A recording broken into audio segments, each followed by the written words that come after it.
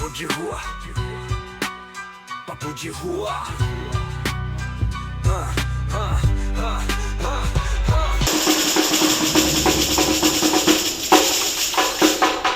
Salve, salve podcasters arruaceiros! Seguindo aqui com mais um programa da nossa série de comemoração e celebração de 2 anos de Papo de Rua Podcast, direto aqui da Arena Bela Vista. Agradecer mais uma vez aqui a presença do Antônio Carlos, que abriu as portas aqui do espaço para a gente poder fazer essa celebração de uma forma bem bacana, com direito a churrasco, a música, a tudo que tem direito, né, Henrique? Gente bonita. Muita gente bonita. Agradecer todas as pessoas que vieram aqui prestigiar aqui a nossa celebração aqui também, os convidados, a nossa equipe que trabalhou aqui direto, enfim, todo mundo. E agradecer também a Carmen aqui, mais uma vez com a gente aqui no Papo de Rua, né? Queria começar dando boas-vindas para o Henrique também. Hello, pessoal. É isso aí. Boa. E começar primeiro agradecendo o Antônio Carlos aqui pelo espaço, o espaço Arena Bela Vista, certo? E queria que você falasse um pouquinho do espaço em si, o que acontece, como que é. Boa tarde a todos. Eu que agradeço muito o convite de estar participando do podcast de vocês aí. Eu vi quando o Guinho participou, né, que é nossa parte cultural aqui do projeto, foi incrível. E logo falei que queria, se tinha uma oportunidade da gente poder contar um pouquinho do nosso trabalho aqui com as crianças do bairro. Nós começamos em 2016 o trabalho aqui na verdade, para ter um espaço de esporte no bairro que não tem, né? As escolas são fechadas, não tem nenhum lugar que você possa jogar uma bola, que você possa se divertir. E vimos nesse viaduto uma projeção para conseguir fazer uma quadra. E aí, quando a gente conseguiu, quem começou a vir para a quadra foram as crianças, que elas não vê maldade, não vê maldade em nada, e começaram a participar do bairro, só que da quadra. E nessa época ainda tinha muitos moradores de rua nessa parte aqui na qual nós estamos hoje fazendo podcast. E aí a gente teve que ficar perto, porque a bola vinha muito para cá e eles vinham buscar sozinhos. Falaram, vamos ficar ali perto para a gente evitar que aconteça alguma coisa, vamos colocar uns horários para as crianças brincar. E a partir daí começou a acontecer o nosso projeto Arena Bela Vista. E você falou que está desde 2016 no espaço, mas foi um processo rápido de conquistar todos esses espaços aqui, ou foi um pouco mais complexo de ir adquirindo cada quadradinho aqui para conseguir ocupar esse espaço? Como foi esse processo? De início, né, era só aquela parte de cima onde hoje é a arena, que é o nosso carro-chefe, e era ali que a gente ficava. E aí, mais ou menos em 2017, teve uma apropriação da prefeitura do espaço com os moradores de rua. E eles, em protesto, puseram fogo nessa parte do viaduto, né, porque ver que o teto é todo queimado. E a partir daí, tiraram todos que estavam aqui e deixaram apenas a nossa quadra ali com as crianças, porque já estavam vendo projeção que o nosso projeto estava dando certo.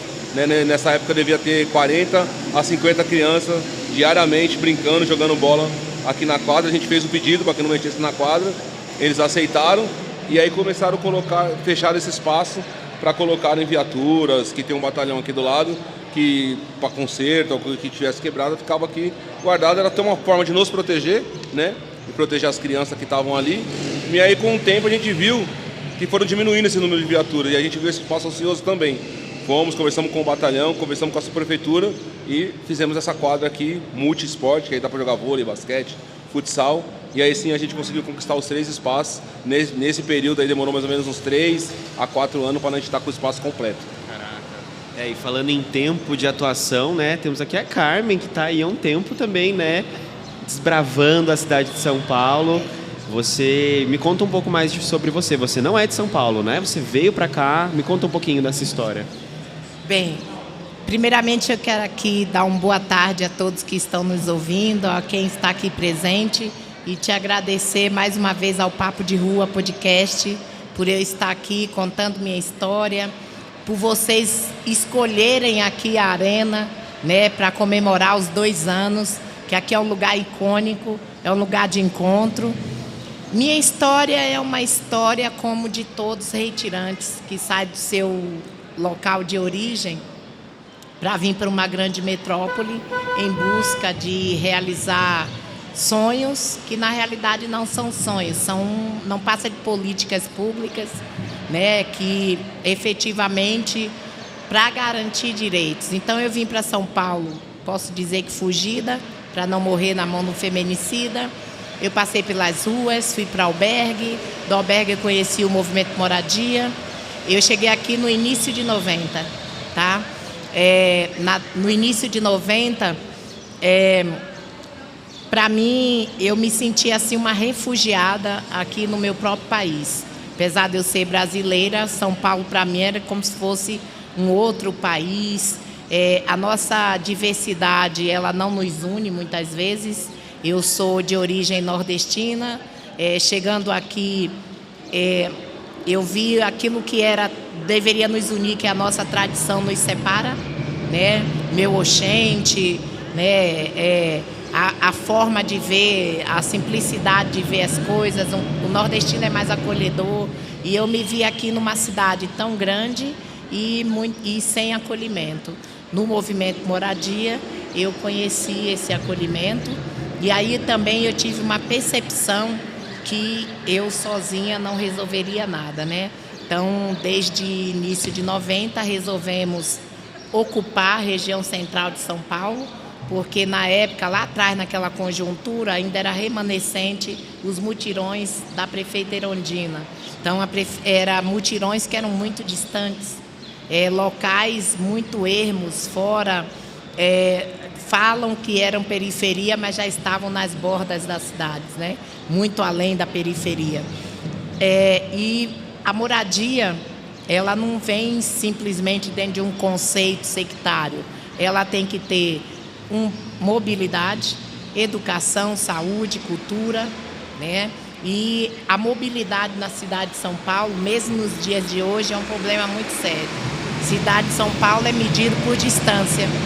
Como é que um trabalhador pode passar 2, 3 horas dentro de um transporte público? Como é que um trabalhador ele pode morar num local que ele tem que pegar 2 ou 3 conduções, patrão algum dá esse dinheiro, né? Patrão algum. Então, estar na região central, acima de tudo, é uma questão de logística, é uma questão de mobilidade e também uma questão essencial para a nossa crise climática. Como é que tantos prédios abandonados podem estar vazios, né? Se vindo aí, é uma questão de saúde pública, inclusive, que um prédio abandonado ocioso, um lugar ocioso, sem função, ele traz vários aspectos de doenças, né? Além de também ser um problema de segurança, né? Um local ocioso, ele tem um problema sério de segurança, né? Problema de drogadição, né? Então, a minha história é a história de várias outras Carmens, várias outras Marias, várias outras lideranças. E aí também eu fui aprendendo a não ter mágoa de São Paulo, né? Pertencimento. Eu tive que buscar o pertencimento. E como é que se busca pertencimento? Participando efetivamente da vida da cidade. Deixa eu te perguntar uma coisa. Você também você é da Bela Vista aqui, né? Nossa, a Bela Vista foi o bairro que me acolheu os meus filhos. Eu costumo dizer que os locais, quem fazia os pais eram os filhos, né? O Antônio Carlos é amigo dos meus filhos, desde adolescente.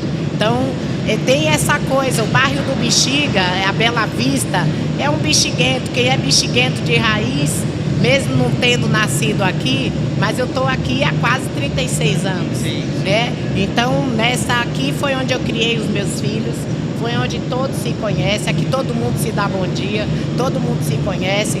Tem dia que a gente amanhece procurando qual é a fofoca do dia, né? Que é isso que faz, é isso. Vai lá, cadê o grupo aqui? Apesar da gente estar na região central, sim, mas aqui é um distrito, é um dos distritos que é um bairro, sim, um bairro onde todos se conhecem. Deixa eu te perguntar uma coisa. Aquele moço que está ali, ó, daquele lado de lá, qual que é a importância do trabalho que ele faz aqui? Olha, a importância do trabalho aqui é o seguinte: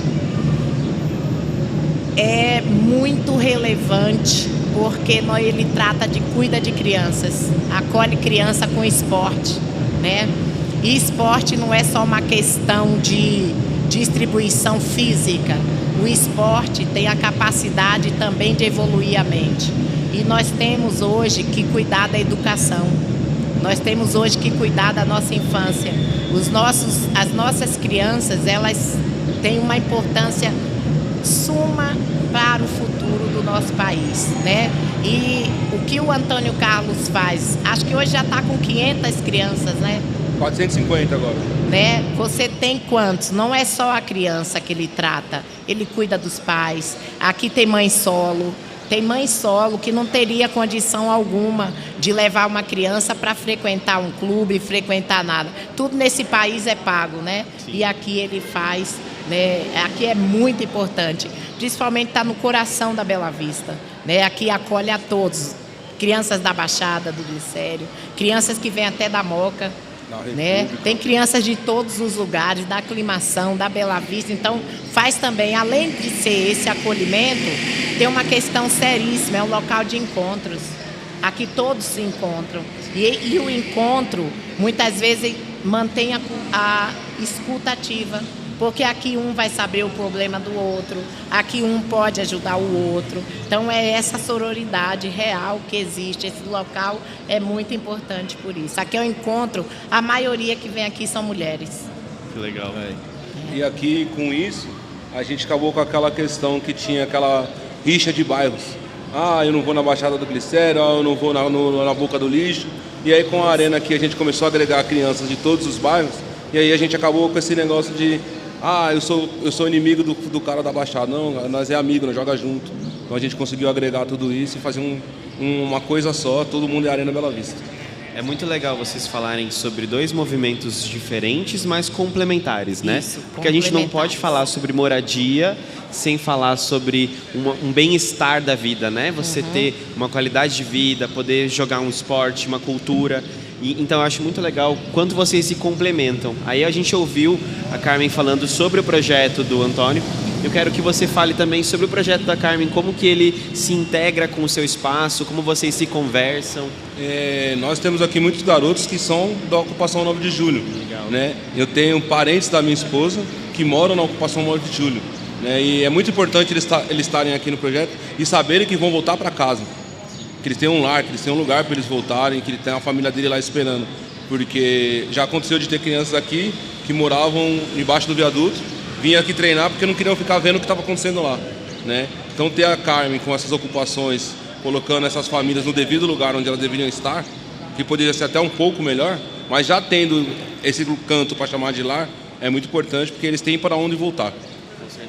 Então é o mesmo um casamento, né? Entre você ter um bom lugar para morar e ter uma qualidade de vida, né? Olha, e uma coisa que o Antônio fala, essa questão de ter para onde voltar é muito importante, gente. É muito importante. Não tem coisa pior do que você viver a ermo, circulando, né?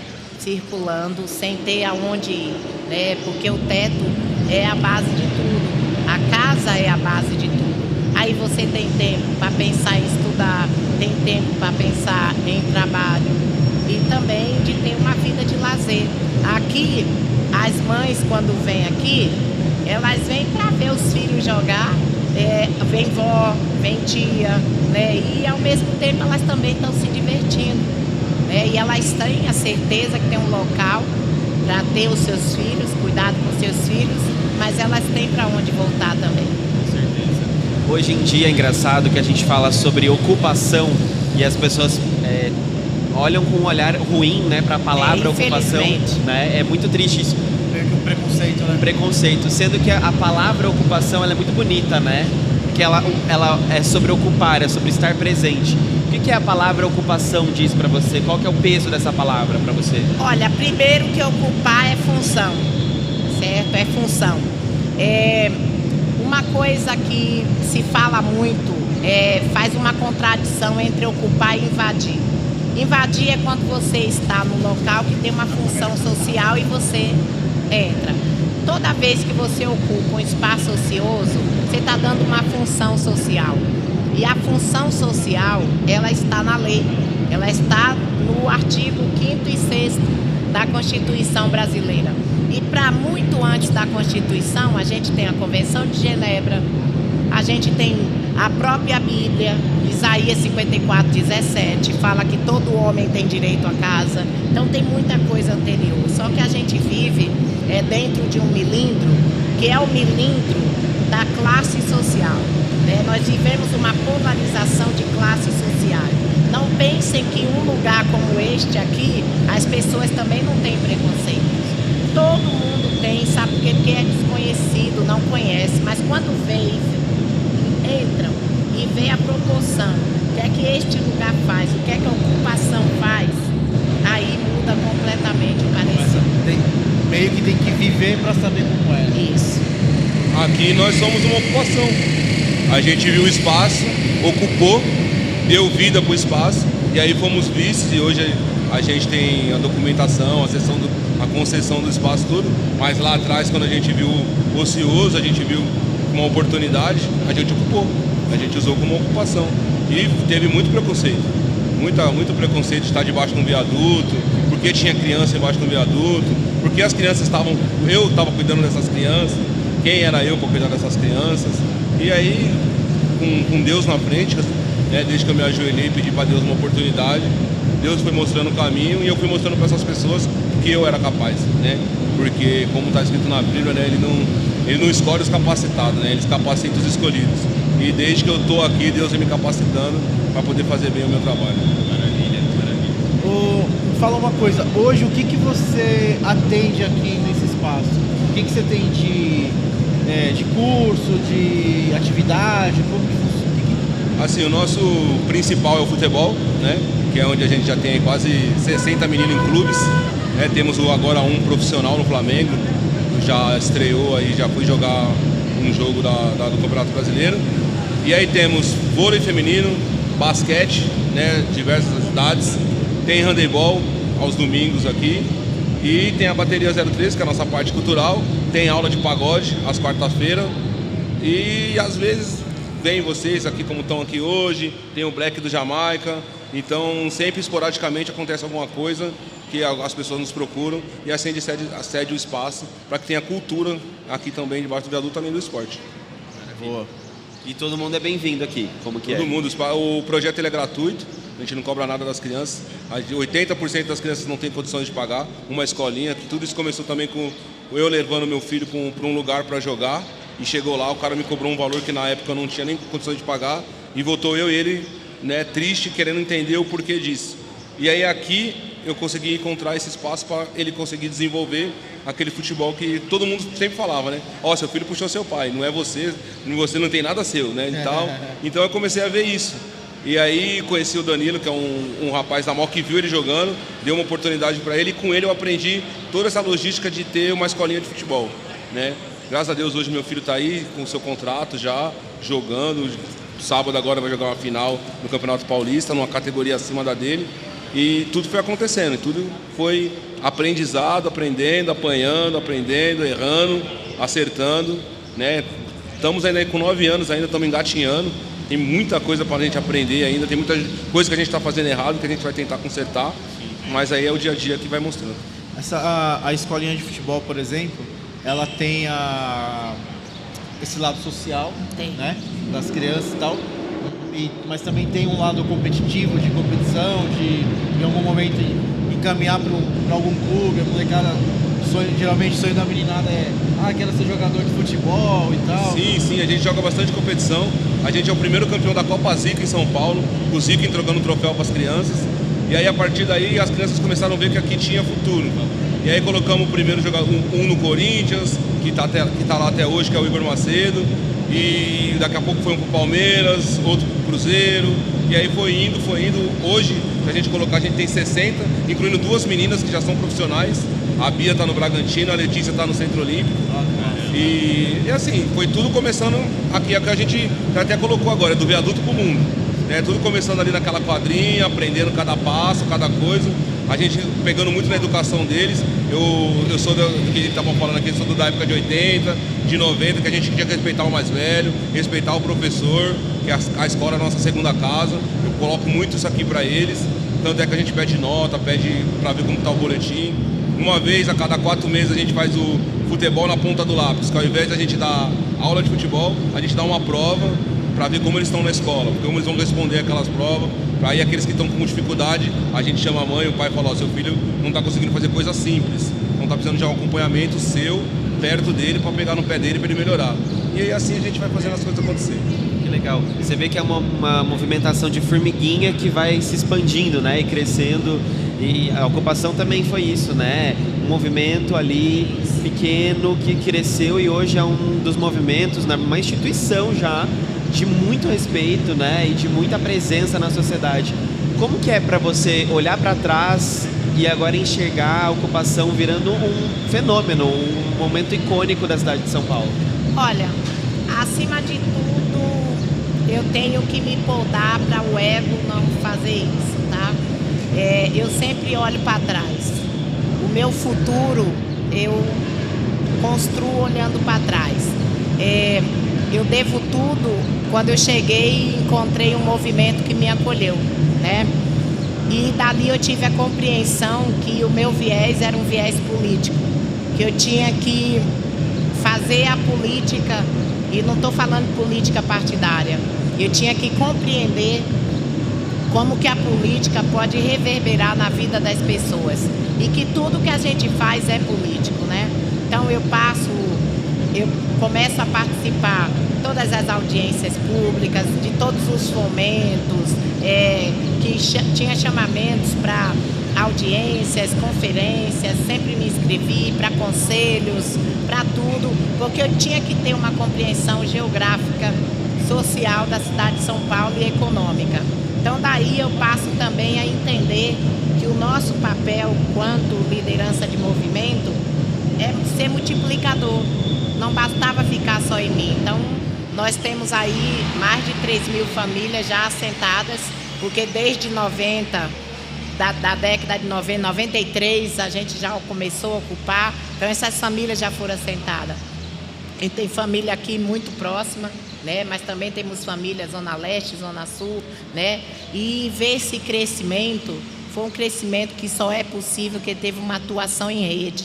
O trabalho em rede, ele sim traz múltiplos, né?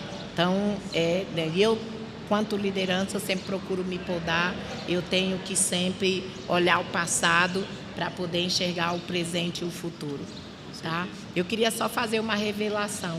Através daqui da Arena e da Copa do Mundo, o Caio hoje já fez a peneirinha do Corinthians. Sim. Foi revelado aqui, né?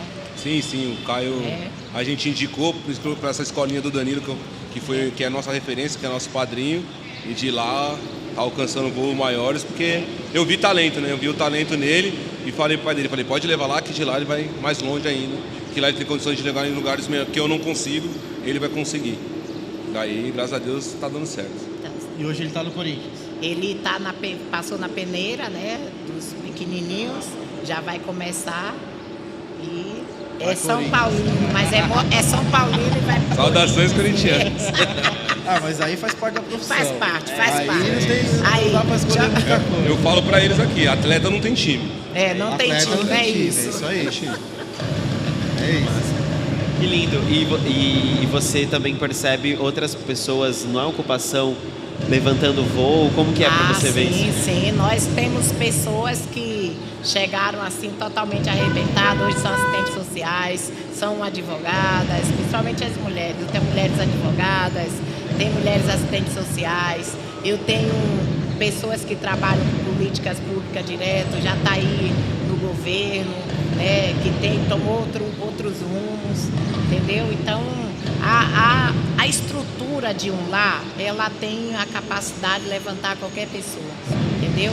Então, a gente vê outras pessoas e compreendendo que não poderia ir para frente sem voltar para trás. Então, a gente tem sempre esse critério da participação. Então, as pessoas são multiplicadores de boas notícias, né? Com certeza. É bonito ver toda essa movimentação que vocês têm, mas eu imagino que o peso disso é bem grande, né? No fim do dia, vocês conseguem encontrar um momento também para cuidar de si, de se acalmar, de respirar? Como que é isso na vida pessoal de vocês? Eu agora fui parado um pouco, né? Aconteceu aí que eu acabei quebrando o pé aí, e agora eu tô começando a ver isso, porque a gente não para. A gente quer toda hora estar fazendo alguma coisa. Quando a gente quer parar, alguém pede algo pra gente, a gente quer se movimentar. Enquanto não vê aquilo ser resolvido, a gente não sossega. E aí agora eu fui parado um pouquinho. né? E eu estou começando a refletir algumas coisas que eu estava deixando de fazer, até mesmo aqui no projeto, que eu fazia antes, e querendo fazer um monte de coisa, eu acabei deixando as coisas que pareciam ser simples, que mais fazia o projeto andar mais para frente. E eu acabei parando de fazer. E agora eu estou vendo que a partir de agora, virando o ano, vou voltar a fazer algumas coisas que eu só consegui enxergar agora parando.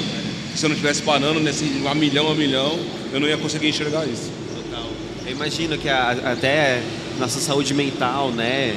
Você vai fazendo as coisas e vai entregando e vai produzindo, mas não para assentar, respirar, pensar nas suas questões também, né? Sim. Para você também é assim? Olha, são dias, é o dia a dia, né?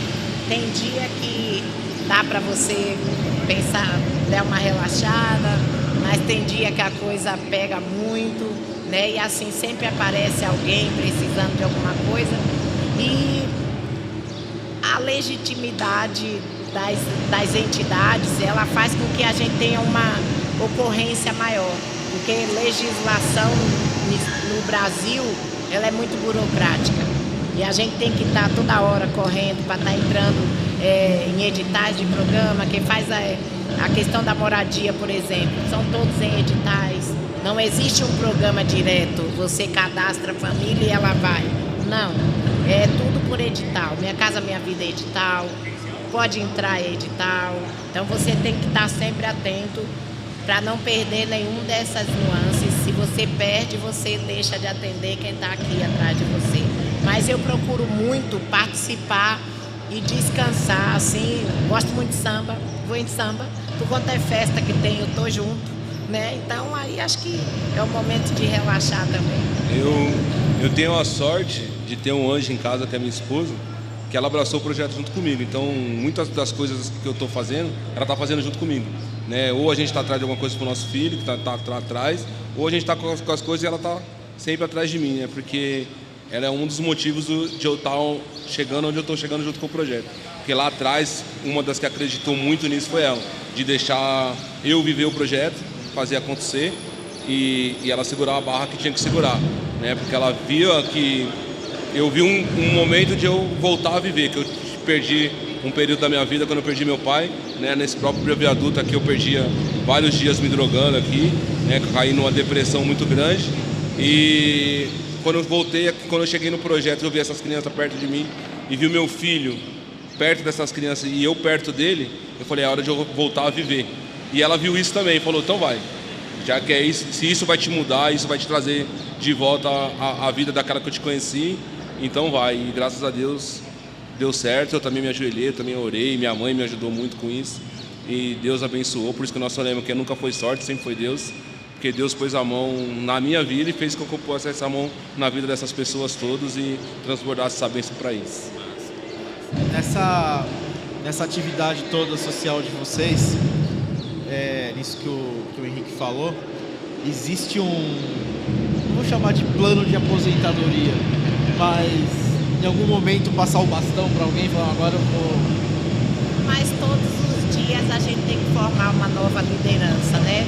Porque o tanto de coisa que tem que ser feito, tem que ter outras pessoas também.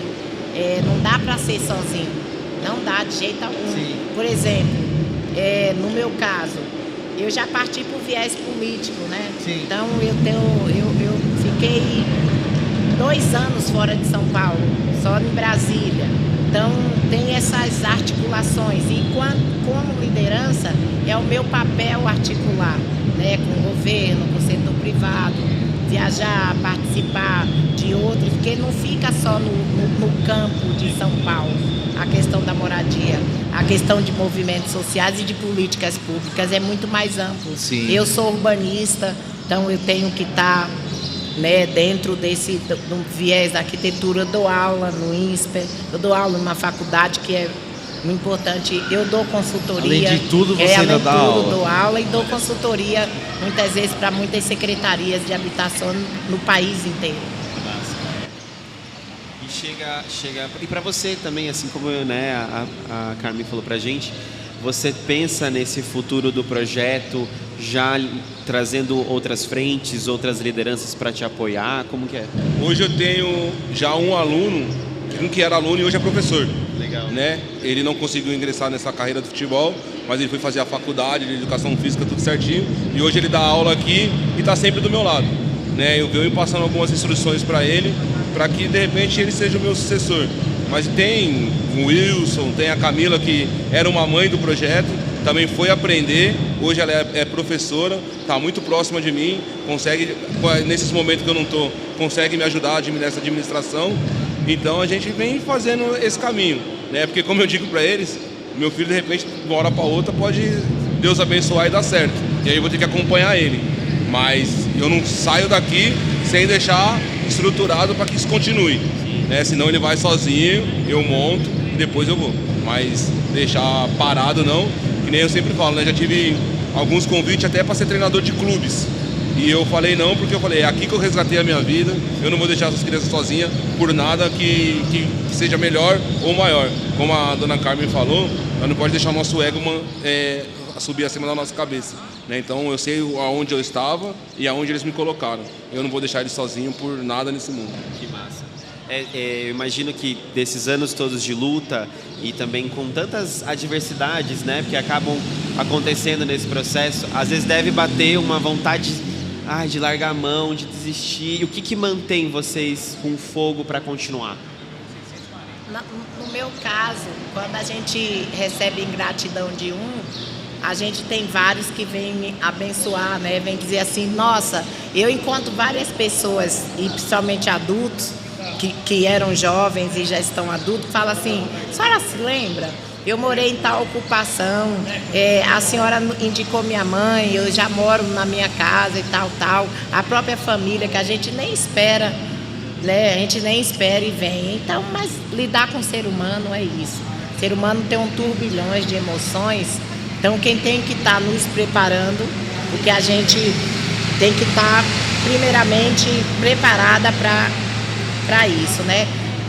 De fato, já passou alguns momentos de pensar em desistir, mas realmente a gente encontra alguém que faz a gente seguir em frente. Isso, que massa. E celebrar, né? E vamos celebrar aqui com um churrasquinho gostoso, né?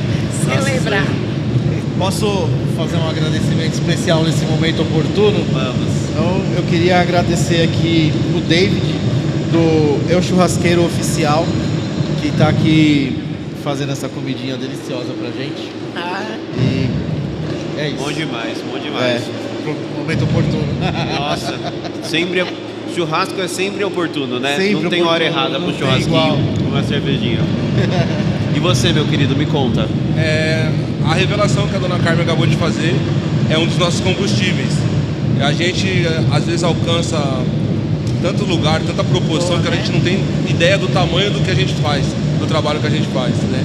De encontrar, que nem ela agradeceu do filho estar num clube, ou de uma mãe agradecer do filho sair de dentro de casa, do filho sair do sedentarismo, do filho sair de uma depressão, de um menino que não fazia amizade, chegou aqui na arena, começou a ter amigos, começou a conversar mais dentro de casa, começou a se abrir mais.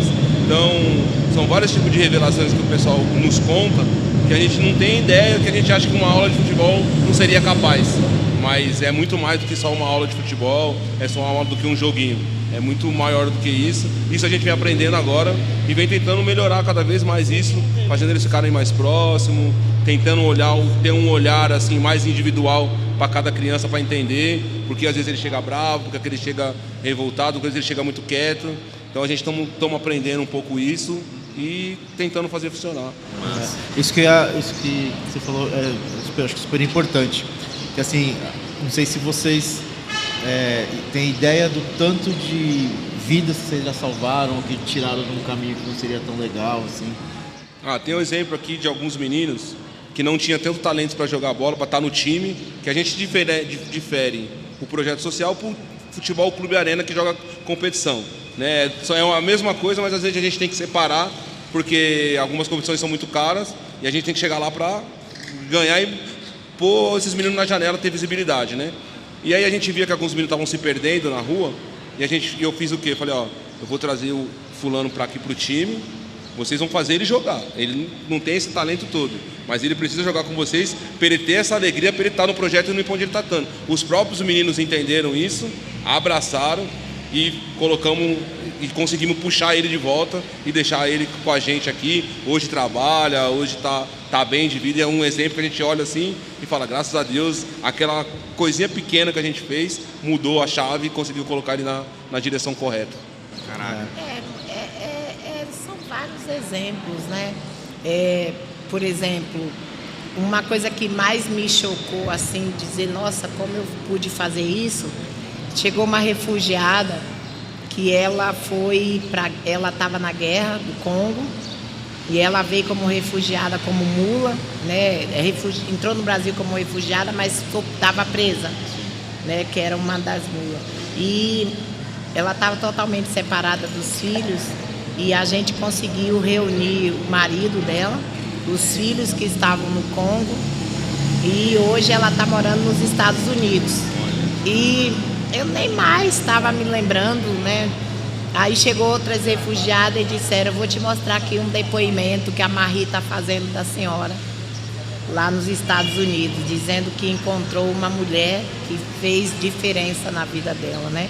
Então são coisas que para nós assim no dia a dia, a gente está tão corriqueiro de receber que a gente nem faz essa diferença, né? Mas a gente percebe que muda. Por exemplo, as crianças da ocupação comem 3 refeições dia, né? Isso é uma grande diferença, né? As nossas crianças, elas são alegres, elas brincam, né? Elas não vivem, né? As nossas mulheres são protegidas, né? A gente não admite abuso de forma alguma, entendeu? Lá na ocupação, aí curiosidade minha mesmo, lá na ocupação rola uns papos assim, em grupo, sim, umas coisas assim, como elas que é? têm conversa elas têm mediadores, que são assistentes sociais, né? Elas têm psicólogos e a gente tem vários papos, várias conversas em relação a gênero, em relação à violência, e nós temos uma professora da FG que fala de direitos humanos, né? É muito relevante essas conversas entre nós. Afora os projetos que elas estão, né? Elas, eles, nós temos vários projetos, inclusive com nossas crianças. A gente tem várias parcerias em vários colégios particulares, Colégio Equipe, Santa Cruz, Escola da Cidade, algumas faculdades, FESP, próprio INSPER. E sempre todos os projetos são projetos de participativo. Não pode ser somente para poucos, é participativo. E o nosso critério dentro do estatuto é participação. Muito bom. Existe, tem, assim, nos 2 cenários aqui, a gente tem vários projetos sociais ali acontecendo de várias formas diferentes, né? Mas existe algum apoio público? Sim. No nosso caso, nós aprendemos a não nos apartar do Estado. Tá. A gente usa todos os serviços. As nossas assistentes sociais, elas usam todos os serviços. Nós temos a UBS atendendo lá dentro. Então, existe uma rede de apoio de saúde. Nós temos o CRAS. O CRAS é importantíssimo para a questão de documentação.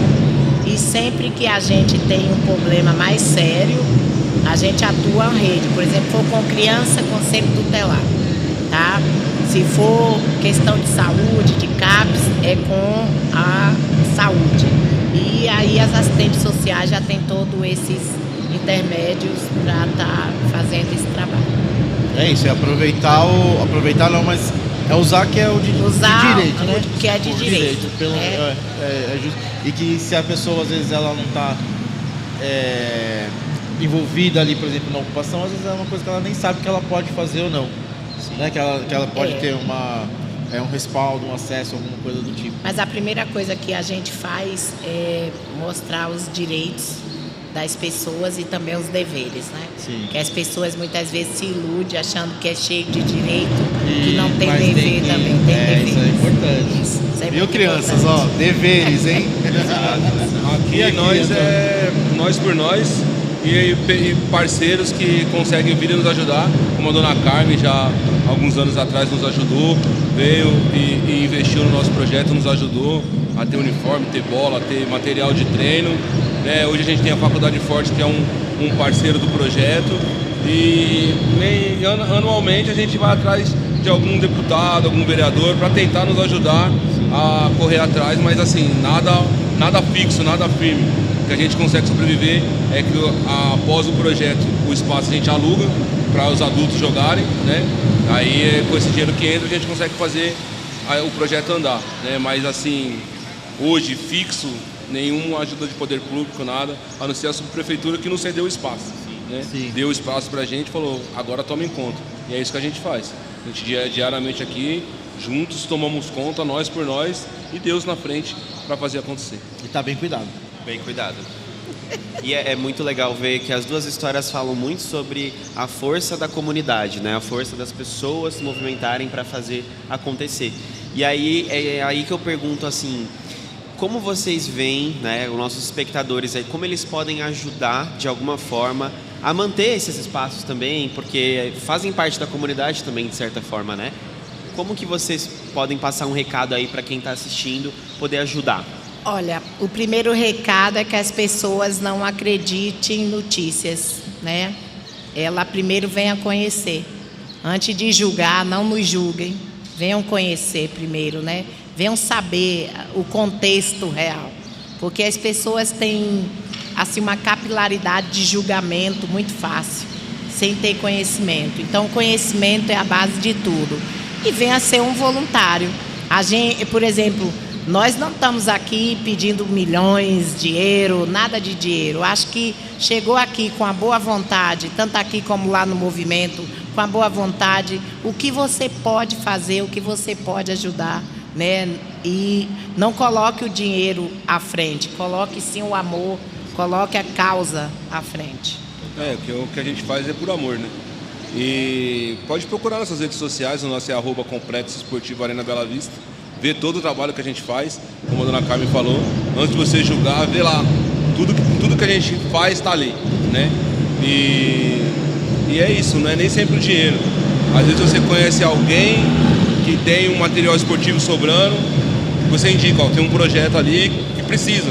Igual a gente, nós mesmos aqui, quando está sobrando, eu conheço alguns projetos que estão surgindo, que se está sobrando o meu, eu vou lá, ó, amigo, vou fazer um jogo com você aí, tô te levando 2, 3 bolas, tô te levando um jogo de colete, né? O cara, sério, ninguém fez isso. Falei, eu sei o tanto que eu sofri pra ter, e se hoje eu tenho e tô sobrando, nada melhor do que eu repassar pra quem tá precisando, já que você tá começando, pra te dar um gás aí. E com isso a gente ajudou muitos projetos por aí. Tem assim, uma vez uma competição que a gente tava jogando, a gente foi jogar a primeira rodada, eu vi os meninos com as regatinhas, com as camisas brancas, e o pessoal julgando. E eu tinha um uniforme que a gente tinha parado aqui, que eu não usava porque eu não tinha o símbolo do nosso projeto. Como a gente já tinha com o símbolo, a gente só ia jogar com o nosso. Aí eu não falei nada, na outra rodada eu cheguei no vestiário e falei, hoje vocês vão jogar uniformizado. Foi uma choradeira, assim, mas uma alegria tão grande, esse professor ele me agradece até hoje, né? Então, se a gente foi beneficiado, a gente também pode beneficiar. Então é isso, cara, quem puder nos ajudar, nos divulgando, já é uma grande ajuda. E às vezes é um gesto simples, né? Que é o que você falou, quem recebeu, para quem recebe é super importante, né? Sim. E às vezes você muda ali a vida da pessoa com uma coisa boba, assim, boba entre aspas, para quem tá fazendo, né? Que, enfim. É o que a gente estava falando sobre preconceito, né? Se a pessoa ela tá ali, vai vendo a ocupação, conhece as atividades, né? Isso. Que vão muito além, né? Vão desde cultura, alimentação, para toda a sociedade. Esse preconceito se transforma em paixão, em amor, em cuidado. É verdade. Né? Já vi muitos que chegaram, eu nunca entrou assim, né? Aí quando se apaixona e não vai mais embora, né? E a desigualdade social ela é muito grande, né? Nós, como projeto social, a gente joga algumas competições que tem escolinhas com nome, e aí os meninos veem ali o moleque com a chuteira nova, a roupa mais nova, né? E eles sentem essa vontade, né? E eu vi naquele projeto ali que eles davam uma alegria para dar um impulso para frente, né? Eu via que eles estavam se sentindo mal ali naquele dia, eu falei, eu já passei por isso, né? E aí pudemos ajudar aí, graças a Deus. E hoje eu vejo, assim, até nos nossos aqui, há um tempo atrás os pais não acompanhavam nem eles para ir jogar, para assistir o jogo deles. E a gente ia jogar uma competição, um monte de pai torcendo, e nós era só a gente ali, sabe? Então é complicado. Parece que é uma coisa boba, mas para eles é gigantesco. E dentro desse cenário das ações sociais e tudo mais, o que está errado que a gente tem que fazer tanta ação social para todo mundo? Olha, o que está errado são as macros políticas que muitas vezes não são inclusivas, né? E nós vivemos num país que não temos a educação para além da restrita, a educação cidadã. Então, a educação é o princípio de tudo. A gente tem governantes que a primeira ação que faz é retirar direitos, né? Retirar garantias de direito, de saúde, de educação, de cultura. Enquanto outros países aí, eles investem primeiramente na cultura.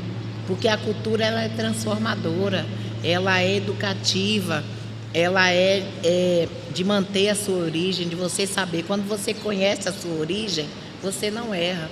Então, a educação é o princípio de tudo, né? É isso. Então, as macros políticas, muitas vezes, não resolvem o nosso problema. Elas, muitas vezes, são de exclusão, né? Então, educação acima de tudo. É a base, né? É a base. É a base. E aí, Antônio? Acho que a corrupção, ela atrapalha muito o nosso país, né? E não só na parte de cima. Desde o começo aqui embaixo, quando que a gente reclama muito dos políticos, mas nós mesmos aqui embaixo acontece muita corrupção, muita mentira, e a gente acha que é normal, né? Se a gente corrigir aqui embaixo, esses que vão crescer, eles vão crescer entendendo que tem que fazer o certo lá na frente. E de repente é o que eu ensino muito para eles aqui. Vocês têm que fazer o certo. Por mais que isso vai te trazer algo ruim, fala a verdade, assume e segue em frente. Porque se a gente conseguir corrigir aqui embaixo nos pequenos, aí lá em cima, daqui uns 5, 10 anos, a gente pode ter algo melhor. Eu imagino que vocês, nesses tempos de atuação, vocês viraram colecionadores de histórias, né? Várias coletâneas aí, né? Vocês têm alguma história assim que vocês gostariam de compartilhar, não sei, de superação ou engraçada, alguma coisa? Ah, tem muitas, mas eu me lembro que quando eu cheguei, nós ocupamos a 9 de julho de 1997 e todo mundo naquela adrenalina, a gente começou a receber vários grupos, né? E um deles foi do Xexenoê, sabe? E aí eles falaram que ia cozinhar para nós. Então tá todo mundo ali ainda se estruturando, né? A gente pensou que era uma comida, sustância, né? Aí sai todo mundo atrás deles, eles com aquela música Xexê e a gente atrás. Alegre, todo mundo descendo.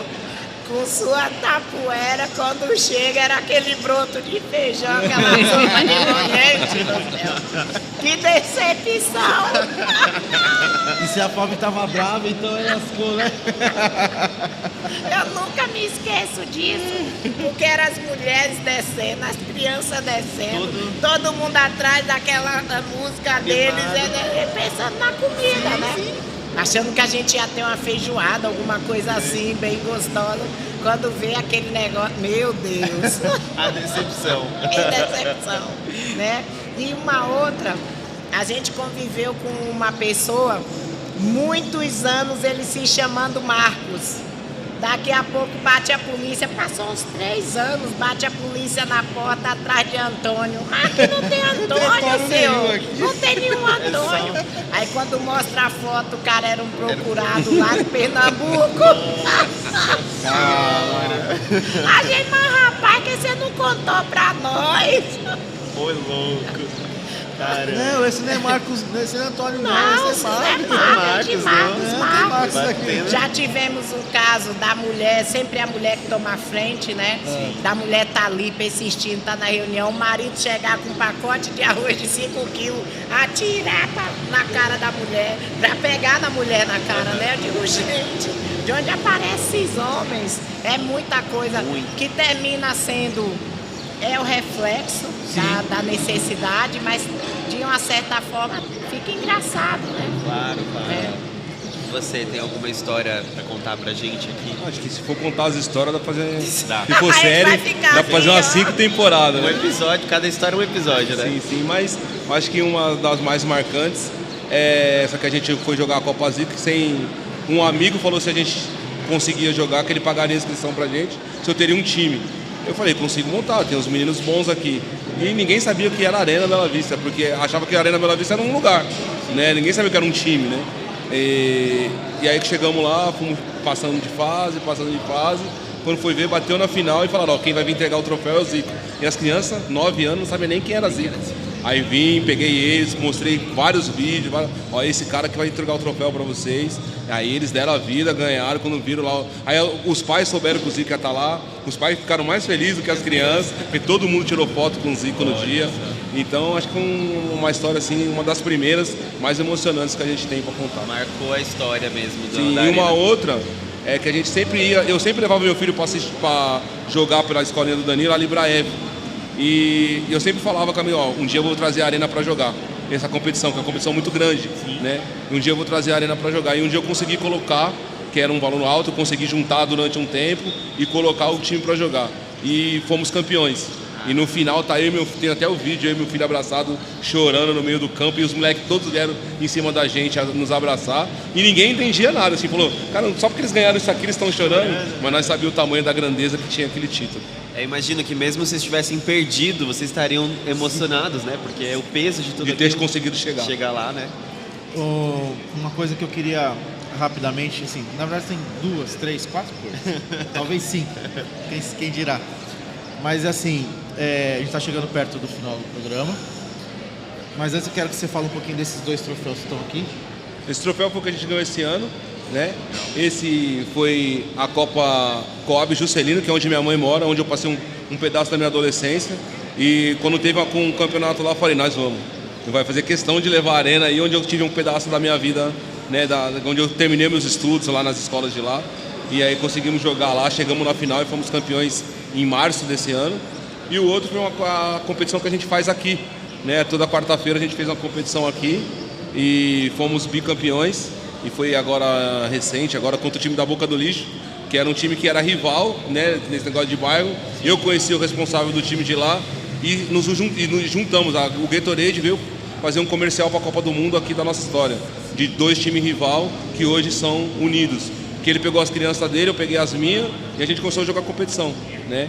E aí a gente fez essa final aí que foi incrível. Então foi os 2 troféus, um dos 2 troféus que a gente ganhou esse ano. Legal. Muito bom, a união, né? É união. É isso. União. Muito bom. Bom, eu vou... Acho que vai ter esse rapaz aqui, ó. Ele é responsável por tudo que acontece pra gente aqui. Esse é o Lucas. É o Sim, Lucas. o Lucas, nosso grande Ele, Lucas. ele abraçou o nosso programa aqui de uma maneira incrível. Ô Lucas, eu posso? Podemos? Posso? É agora? Você viu? Tem que pedir permissão, senão... Então é o seguinte, gente, nós estamos chegando aqui no final do programa.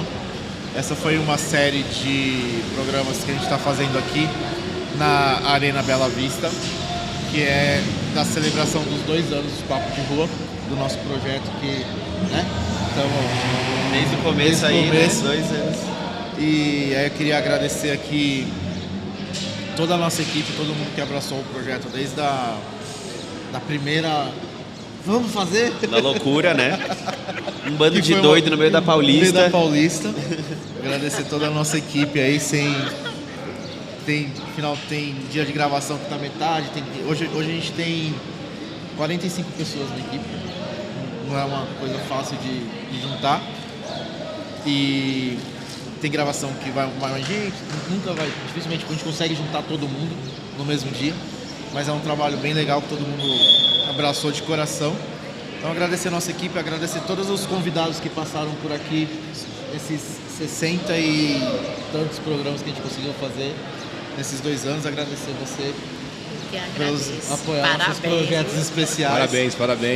Antônio também. Esse aqui é um outro projeto especial que a gente está fazendo. E abrir aqui para vocês querem deixar algum recado pro pessoal de casa aí, alguma coisa? Eu quero sim. Eu quero dizer para as pessoas que às vezes têm inspiração para fazer algo, que não se limitem. Porque não vamos ficar esperando que as coisas caiam, que alguém muito cheio de dinheiro venha nos ajudar, venha, olha, vou implantar dinheiro.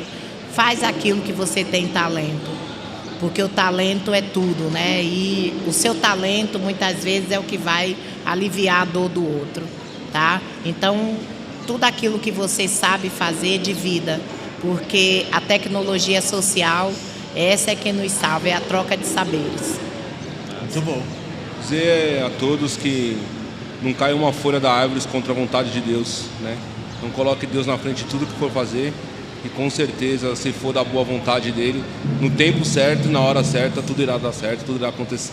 É assim que a gente vive aqui a cada dia e nunca foi sorte, sempre foi Deus. Massa. Queria também falar que agradecer o pessoal do Papo de Rua que me acolheu, que me trouxe aqui para esse espaço e falar sobre esses 2 anos é até emocionante para mim, porque ainda mais hoje aqui com essas duas figuras que eu admiro muito, projetos incríveis que são sobre ocupar a cidade, e o Papo de Rua é justamente isso, ocupar a rua, estar na rua, estar com as pessoas, ver o movimento e trocar com esse movimento. Então é muito bonito ter vocês dois nesse dia emblemático dos 2 anos, porque acho que vocês são figuras que exemplificam 100% toda a intenção do podcast, né? Quer Sim. Conectar, quer ocupar, quer estar presente.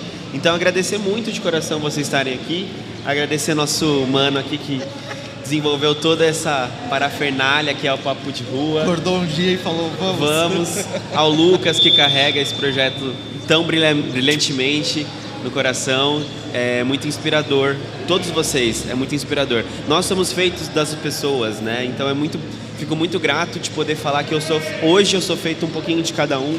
Cada fala que vocês tiveram hoje me alimentam e me movimentam para fazer mais pela sociedade. E espero que também eu possa fazer isso por vocês. Parabéns, É parabéns. isso, galera. Obrigado. Mais um Papo de Rua. E agora nós vamos encerrar com um convidado especial, tá? Agradecer também o mestre Guinho e bateria 013. Bora! Bora!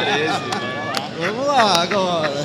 O quê? O quê? O quê? O quê?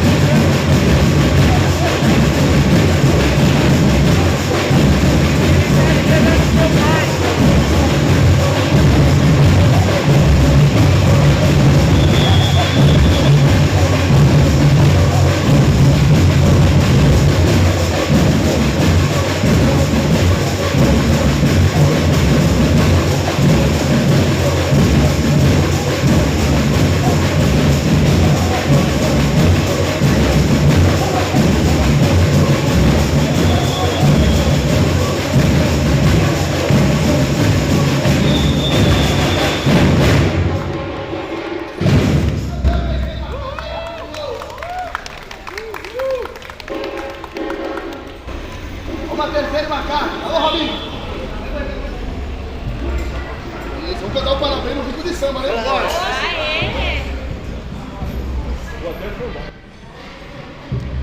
Vai pra perto do bolo, perto do bolo.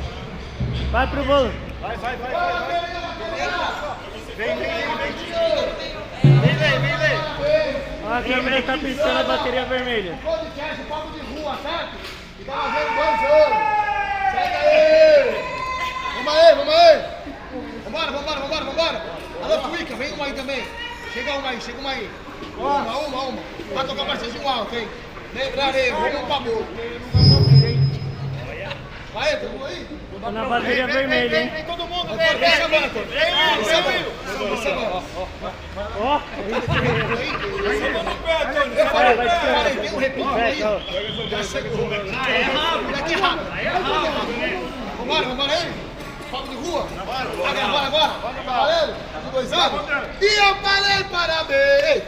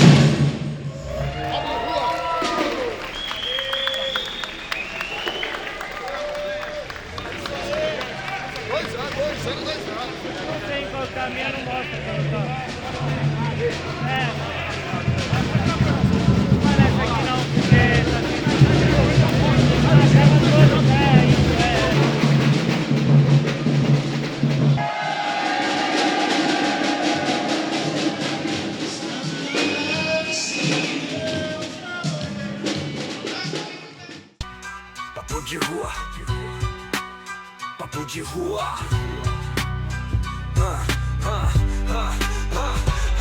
Caminhando entre prédios, voz forte na batida, bota caste na esquina, discussões sem medida, dando voz aos anônimos no meio da avenida. Disruptivo no flow, nossa fala é sortida. É parceria, compromisso, improviso na quebrada, ocupando a cidade, nossa voz tá espalhada. Polêmico, sim, mas sempre consciente, a cultura do povo, do emergente ao permanente.